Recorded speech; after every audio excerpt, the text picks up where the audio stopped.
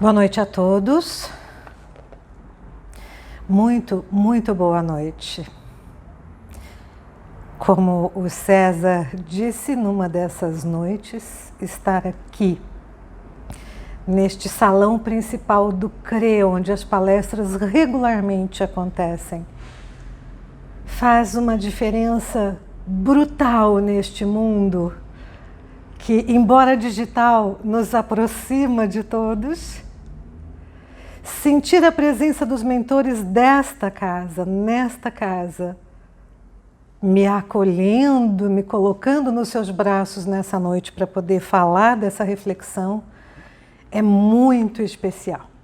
E eu começo dizendo isso porque eu estou muito grata por esta casa, grata por sentir aqui a presença dos mentores que nos permitem trazer a mensagem do Evangelho e refletir sobre ela. Mensagem esta que nesta noite segue sendo do livro Palavras de Vida Eterna, no capítulo de número 143, Ao Clarão da Verdade, que, como sempre, Emmanuel, dando essas dicas para Chico Xavier, vai lá numa carta de Paulo à igreja de Éfeso, no capítulo 5, no versículo 8, onde diz: outrora éreis trevas, mas agora sois luz no Senhor, e andai como filhos da luz. O que cabe dizer aqui é que Éfeso era uma cidade muito conhecida e muito próspera, uma cidade que foi fundada 1000 anos antes de Cristo, aproximadamente, e que à época do Império Romano pertencia à Grécia, hoje pertence à Turquia. O Império Romano fez de Éfeso uma cidade muito próspera em função de todas as suas atividades comerciais e portuárias, onde rolava muito dinheiro, onde rolava muita luxúria, onde tudo acontecia. Mas era também uma das principais 4 igrejas cristãs primárias da época, que estavam sob o olhar atento de Paulo. E Paulo, neste momento que escreve esta carta aos Efésios, entende que é necessário trazer para eles, reavivar para os Efésios, o que era necessário sobre ter uma nova vida com Cristo. Dizendo para eles que já não podia mais ser como antes, que estes cristãos não poderiam ou não deveriam enredar-se mais nas armadilhas da época que aconteciam naquela cidade. Não podiam mais se deixar corromper, porque havia muita corrupção. Havia muita busca de interesses próprios. Então Paulo chamava esses cristãos a dizer-lhes: é preciso que vocês reavivem ao clarão da verdade, é preciso que vocês passem a caminhar com a verdade, como foi dito a todos nós: conhecereis a verdade e a verdade vos libertará. Eu fiquei um pouco intrigada com o título dado a esta conversa, Ao Clarão da Verdade. E no desenvolver esta reflexão, clarão me trouxe a lembrança luz, foco, colocar luz sobre algo que não está sendo visto, manter o foco. Então vou ler o versículo imediatamente posterior ao versículo 8 desta mesma carta, em Efésios, e leio que o fruto da luz consiste em toda bondade, justiça e verdade. Deixa eu decifrar um pouquinho mais isso. O que é bondade? E nos conta o espírito de Jorge Dejean no livro A Nova Luz, que é a virtude superior que mais agrada ao Espírito Divino. Mas também nos traz Emmanuel no livro Renúncia, que é um dom precioso, mas que não pode excluir a verdade. Então, a bondade é um dom precioso que nos permite a convivência social, que nos permite tirar da frente os obstáculos, as pedras que nos estagnam de vez em quando no nosso desenvolvimento espiritual. Só é possível através da bondade, mas Emmanuel nos relembra no livro Renúncia: a bondade não exclui, não pode excluir de si a verdade. Então, luz é bondade, é justiça e é verdade.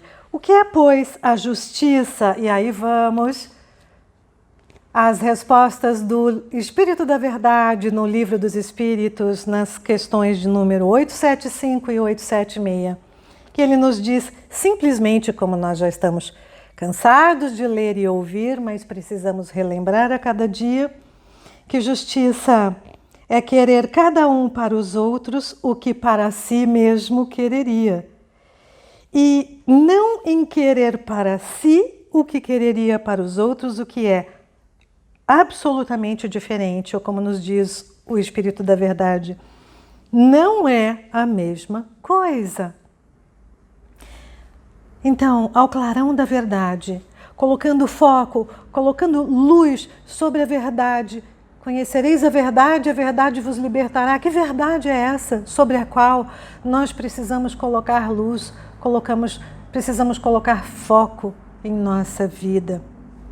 Eu vou um pouquinho adiante e vou lembrar que nos 4 evangelhos espíritas cristãos, podemos dizer assim, não escritos por Jesus, porque Jesus não nos deixou nada escrito, Jesus exemplificou com a sua vida do dia a dia. E tudo que ficou escrito sobre ele foi escrito por discípulos, por apóstolos, auxiliados por outros seres que viveram com ele. Os 4 primeiros evangelhos são, portanto, muito importantes para nós, sob o ponto de vista de conhecer a trajetória de Jesus, o seu histórico e os seus principais apelos, sobretudo no Evangelho de São Mateus. E São Mateus, então, nos fala no seu capítulo 5, versículo 17, daquela fala conhecidíssima de Jesus, que ele diz assim: não pensem vocês que eu vim aqui destruir as leis ou os profetas. Leis que já tinham vindo através de profetas muito antes de Jesus Cristo, como, por exemplo, a tábua da lei nas mãos de Moisés, os 10 mandamentos. Eu não vim para anular essas leis, eu vim para cumpri-las, disse Jesus. Né? Certamente porque o pessoal à época esperava que, vamos ver o que ele tem para dizer, deve ser alguma coisa menos rígida, um pouco mais aberta, um pouco mais arejada dessas leis que nos estão fazendo cumprir. E ele diz então, ainda no Evangelho de São Mateus, no capítulo 7, no versículo 12, ele diz: portanto,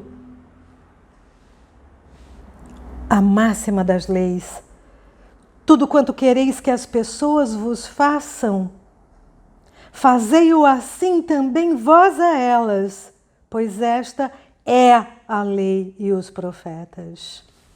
Os 2 únicos caminhos. Se esta é a lei, certamente esta é a verdade que nós devemos conhecer. E então, isso me levou a entender um pouco melhor porque Paulo escreve essa carta aos Efésios para não se deixarem corromper pela luxúria, pelo dinheiro, pelos bens materiais que o dinheiro poderia adquirir, pelos afastamentos sociais, pelas amizades por interesse. E não se deixassem também perder tempo com lamúrias, com queixumes, por não alcançar o que almejavam, o que queriam, o que desenhavam nas suas mentes. E isso então também me faz refletir que certamente hoje, no ano de 2020, nós seguimos vivendo exatamente o que se vivia a esta época em que Paulo resolve chamar a atenção dos cristãos para qual era a verdade.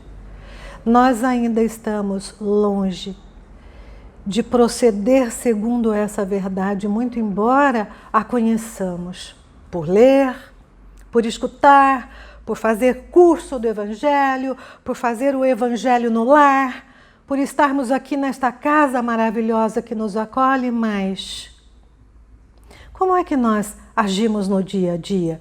E é a reflexão que Emmanuel traz, principalmente. Quanto tempo nós perdemos com queixumes, pelos obstáculos que nós temos que enfrentar, pelas dificuldades que a vida nos apresenta para nosso crescimento? Quanto tempo nós passamos reclamando pelos labirintos, diz aqui Emmanuel, nos quais a vida nos coloca, mas nós queremos chegar na meta rapidamente e os labirintos nos fazem ir mais devagar e nós temos dificuldade de entender esse devagar. Por que devagar? Nós temos dificuldade de entender que o processo evolutivo é um processo de entendimento. É um processo de absorção do Cristo em nós e dos seus exemplos. E então, ele veio àquela época e ele ainda vem entre nós para nos mostrar com os seus exemplos evangélicos que fazer aos outros o bem, que sermos naturalmente bondosos e justos para uma sociedade equânime e igualitária. Não dá trabalho nenhum quando nós conseguimos olhar uns para os outros como seres humanos normais e iguais em necessidades. Jesus vem para nos exemplificar no seu dia a dia que não adianta correr atrás dos nossos próprios interesses, se nessa corrida nós não trazemos conosco aqueles que estão no nosso entorno. Não adianta nós queremos melhorar de vida se nós não pensamos na melhora de vida das outras pessoas. Cada vez que nós agimos de acordo com este ego que olha só para nós, com este ego centrado, nós potencializamos as desigualdades na nossa sociedade e no nosso mundo. E a verdade que liberta é a verdade que exatamente nesse momento todos nós buscamos, que é o nosso mundo de regeneração. Quantos de nós não passamos várias partes dos nossos dias pensando: ai meu Deus, leva a gente rápido para esse planeta de regeneração, porque viver nesse daqui de expiações e provas não está sendo fácil. Né? Já não estou aguentando mais, eu quero chegar logo lá, mas por que a gente não chega logo lá? Porque a gente continua cultivando e potencializando as desigualdades, sendo que a verdade, a lei, a máxima é amar aos outros como nós amamos a nós mesmos. Foi esse o exemplo que Jesus nos trouxe como verdade para nos esclarecer. Que andemos de mãos dadas, apesar dos tropeços, apesar dos empecilhos, todos nós encontramos obstáculos na vida. Que não percamos tempo parados reclamando desses obstáculos, mas que nos demos as mãos e de mãos dadas, sigamos todos juntos para um novo patamar, para uma elevação mental, psicológica, espiritual que nos levará certamente a um novo ser humano, certamente a um novo mundo. E eu então finalizo esta conversa desta noite, como nos trouxe o próprio Emmanuel, apelando, como Paulo fez com os Efésios: transformemo-nos ao clarão da verdade a cada dia, e assim poderemos caminhar adiante, renascidos na alvorada do conhecimento superior, para o trabalho da luz e novamente Vem no nosso tema a luz que clareia, que coloca foco, que concentra naquilo que é essencial. O amor. O amor é essencial. O amor cristão foi esse o exemplo que Jesus nos deixou. Não o amor individual. É claro que o auto-amor é muito importante para que todos nós também possamos e saibamos distribuir e receber amor. Mas de tudo o que nos importa na corrida do dia a dia é aprender a amar.